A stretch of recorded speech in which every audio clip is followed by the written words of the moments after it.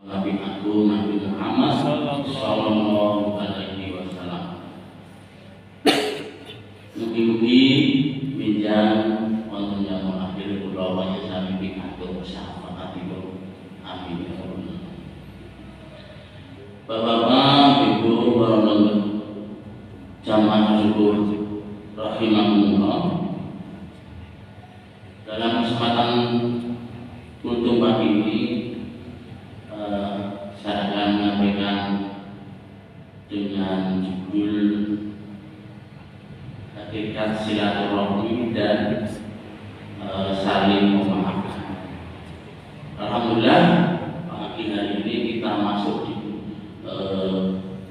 di hari ke-27 insyaallah 27. Dan alhamdulillah kita semua masih semangat dengan puasa hingga semoga di senantiasa diberi kesehatan sehingga dapat menyelesaikan ibadah puasa di bulan suci Ramadan tahun ini.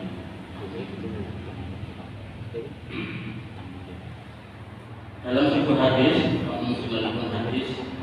yang diriwayatkan oleh Bukhari dan Muslim, barang siapa ingin dilapangkan rezekinya dan dipanjangkan umurnya, maka hendaklah ia menyambung silaturahmi. Silaturahmi adalah sebab datangnya keberkahan hidup. Bapak Ibu warahmatullahi wabarakatuh. Dalam kehidupan kita sehari-hari tentu saja kita pernah mengalami atau istilahnya kita pernah bersinggungan dengan orang lain, dan itu mungkin ada yang sampai membekas di hati kita, bahkan seolah-olah kayak kita tidak mau untuk memaafkan orang itu. Nah ini tentunya bertentangan dengan apa? Dengan sifat utama yang dimiliki oleh seorang muslim. Jadi memang dalam silaturahmi ini harus dilandasi dengan hati yang lapang dan sifat yang mudah memaafkan. Menjadi pribadi yang mudah memaafkan itu juga sulit, karena apa? Harus betul-betul dilandasi dengan keimanan, apalagi kalau dalam urusan menyelesaikan masalah-masalah yang mungkin membekas di hati akan bisa.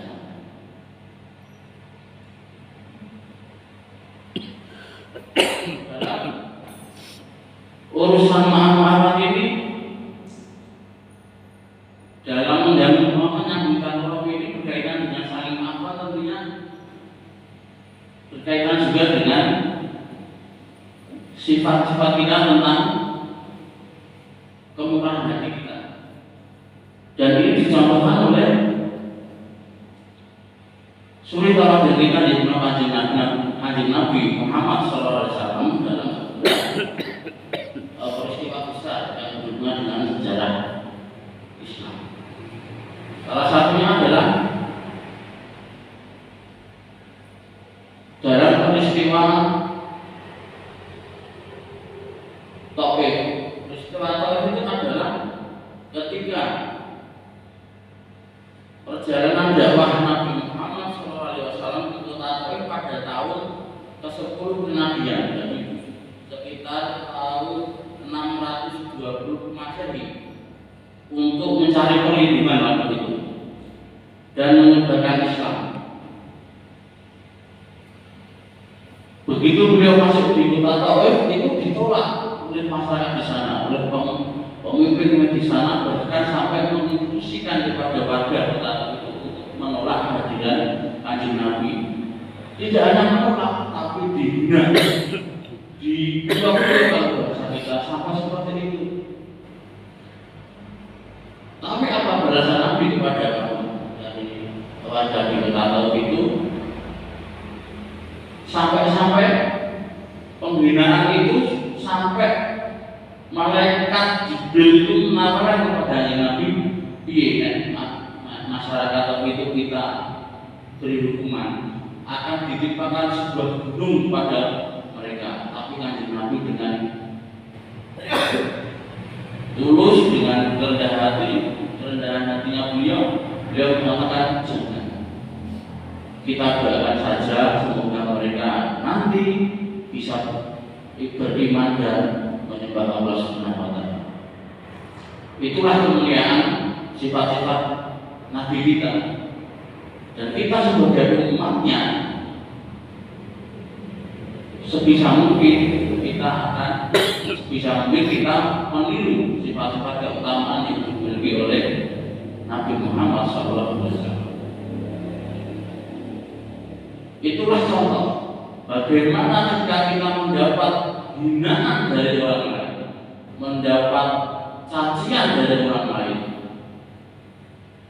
bagaimana kita bisa mengontrol itu dari emosi kita supaya tidak terpancing dan membalas dengan hinaan dan cacian juga. Seperti yang dicontohkan oleh Kanjeng Nabi tadi, bahwa tidak semua hinaan, cacian atau perbuatan yang menyakitkan harus dibalas dengan perbuatan yang sama.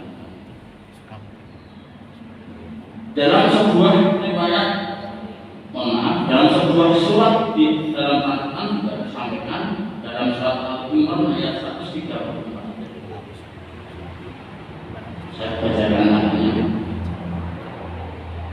Orang-orang yang menafkahkan hartanya baik di waktu lapang maupun sempit, dan orang-orang yang menahan amarahnya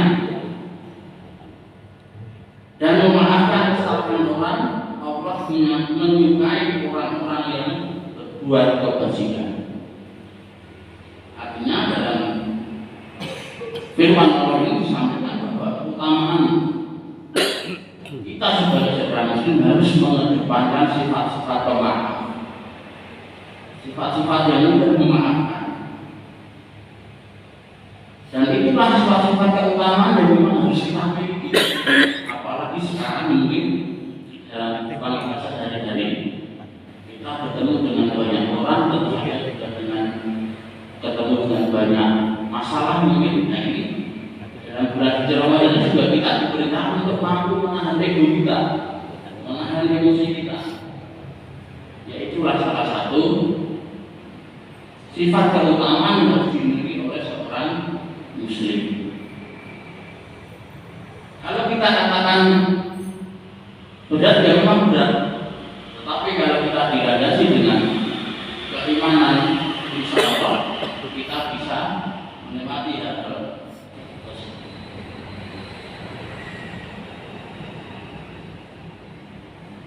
Dalam sebuah hadis juga disampaikan oleh hadis riwayat Muslim, tidaklah seorang memaafkan kecuali Allah akan menambah kemuliaannya. Artinya sebagai seorang yang mudah memaafkan itu bukan berarti kita kalah, tapi justru kita menang melawan ego dan nafsu kita sendiri. Dan orang-orang yang mudah memaafkan itu justru akan dinaikkan derajatnya, akan mendapatkan kemuliaan dari Allah Subhanahu wa Ta'ala. Artinya apa? Artinya bahwa kalau kita mengalah, misalnya mengalah terus mudah memaafkan kepada orang-orang yang menzalimi kita, bukan berarti kita kalah, tapi justru kita menang melawan ego dan emosi kita. Dan disitulah bahwa kita mencoba untuk menjadi apa? Menjadi pribadi yang mulia di depan siapa? Dengan mulia di hadapan Allah Subhanahu wa Ta'ala.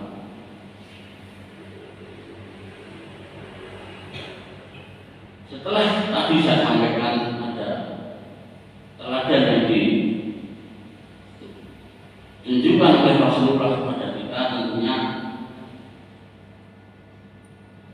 kita berusaha untuk memiliki sifat yang dimiliki oleh beliau. Dan kita juga sebagai seorang muslimin mampu menunjukkan dan memiliki sifat-sifat keutamaan yang seperti yang dicontohkan oleh Rasulullah. Dalam surat yang lain, dalam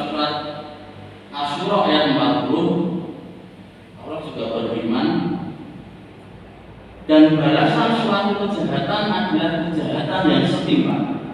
Tetapi barang siapa memaafkan dan berbuat baik kepada orang yang telah berbuat jahat kepada kita, maka pahalanya dari Allah. Sungguh dia tidak melukai orang-orang zalim. Di sini disampaikan bahwa kalau kita bisa menguasai diri kita, menahan ego kita, menahan amarah kita, dan memaafkan kepada orang yang telah berbuat zalim kepada kita, pahalanya langsung dari Allah Subhanahu wa Ta'ala. Allah Maha Melihat. Jadi tidak bisa kita umumkan wah belum aprokai dan sebagainya. Siapa ulama dan Allah langsung memberi pahala kepada orang yang mau memaafkan kesalahan atau kezaliman orang lain yang dilakukan. Bapak Ibu Rahimahullah, jangan sebut indah nanti. Insya Allah sebentar lagi kita akan masuki bertemu dengan sebuah momen yang kalau di negara kita itu menjadi sebuah tradisi. Jadi setelah Idul Fitri itu biasanya kita mengadakan sebuah tradisi yang mungkin dilakukan di wilayah kita, yaitu adalah saling memaafkan. Jadi ada yang mengadakan, kalau bahasa kita sapalah, tujuannya bagus sekali. Di situ kita bisa bersilaturahmi sekaligus saling memaafkan, dan itu ada sebuah kegiatan yang justru perlu kita pupuk. Kenapa? Karena silaturahmi dalam Islam itu sangat penting. Jadi silaturahmi itu sangat berguna untuk Islam itu sendiri. Saya tahu mungkin di jamaah di Masjid Al-Ittihad ini terdiri dari berbagai mungkin ada yang aktif di Muhammadiyah, ada yang aktif di NU, ada yang di yang lain. Ya, di situ yang berbeda-beda ini kalau kita ikat, kita jadikan satu, kita ikat dengan yang namanya ukhuwah Islamiyah, itu namanya luar biasa. Dan itu aspeknya sangat bagus sekali. Itulah efek dari silaturahmi yang perlu kita bangun. Karena kita berdakwah, berdakwah itu tidak bisa kita lakukan sendiri-sendiri. Ada kalanya berdakwah itu harus dilakukan bersama-sama. Misalnya di tempat kita akan dilakukan sebuah acara yang acara yang berbau maksiat. Kalau yang menolak itu hanya saya sendiri misalnya, itu mungkin tidak akan punya kekuatan yang dibanding para perjuangan ngomong. Tapi kalau kita berjamaah, puluhan jamaah atau bahkan ratusan seperti yang saya sampaikan dari berbagai macam tadi itu, yang kita ikat dengan Ukhuwah Islamiyah, kita menolak sebuah acara yang berbau maksiat itu akan betul-betul terasa dan akan menjadi pertimbangan bagi pihak yang mengajukan acara. Ini karena hal seperti ini pernah beberapa kali kami lakukan dan ternyata itu sangat penting. Apa hubungannya tentang silaturahmi tadi dengan hati kita atau apa yang mudah memaafkan? Karena silaturahmi itu bisa terjaga kalau kita bisa saling memaafkan antar jamaah misalnya. Bapak Ibu yang berhormati, seperti yang tadi saya sampaikan bahwa sebentar lagi kita akan memasuki sebuah momen Idul Fitri yang penuh di situ. Secara tradisi kita sering mengadakan acara. Mari ada beberapa hal yang perlu kita renungkan dengan bertepatan dengan momen nanti.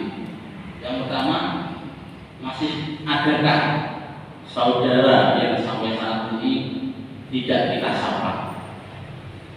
Mari sama-sama kita ekspresi. Apakah sampai saat ini kita masih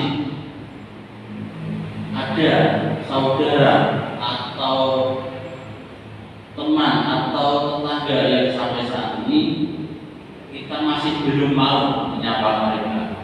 Kenapa belum mau? Ya mungkin di hati kita, di perasaan kita pernah merasa disakiti atau pernah merasa diingkari saja bagaimana mungkin sehingga kita belum bisa memaafkan. Mari kita introspeksi, kita lapangkan hati kita untuk memaafkan mungkin saudara kita yang dulu pernah bersinggungan dengan kita. Yang kedua, masihkah ada tetangga kita yang kita hindari? Kalau bahasa kita yang itu mungkin jutaan, masih adakah kita jutaan dengan tetangga kita, dengan teman kita? Nah itu mari kita introspeksi, kita cari adakah kita masih juta tetangga kita ini.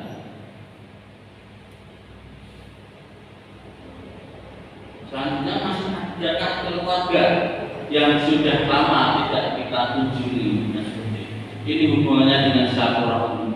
Jadi mari kalau masih ada dana tadi yang saya sampaikan, monggo mari kita buka hati kita tiru, kita contoh sifat-sifat yang sudah ditunjukkan oleh Nabi Muhammad SAW. Kita tiru, kita amalkan sehingga kita bisa mewujudkan memiliki sifat-sifat keutamaan yang seperti yang tadi. Bapak Ibu jamaah yang cukup dengan hormati, demikian yang saya sampaikan. Kurang lebihnya mohon maaf apabila ada salahnya, itu ada dari saya pribadi karena kebodohan saya, dan apabila ada benar dan manfaatnya datangnya ke Allah Subhanahu wa Ta'ala. Sebelum mengakhiri, tentunya saya berdoa untuk jamaah semuanya, semoga diberikan umur yang panjang oleh Allah Subhanahu wa Ta'ala, selalu diberi kesehatan sehingga dapat di hari Ramadan yang tersisa ini dapat memaksimalkan ibadahnya di bulan suci Ramadan ini sampai selesai nanti di hari yang ke-30. Dan mudah-mudahan senantiasa sehat walafiat dan bisa dipertemukan kembali dengan bulan suci Ramadan tahun yang akan datang. Terima kasih. Wabillahi taufiq wal hidayah. Wassalamualaikum warahmatullahi wabarakatuh. Waalaikumsalam.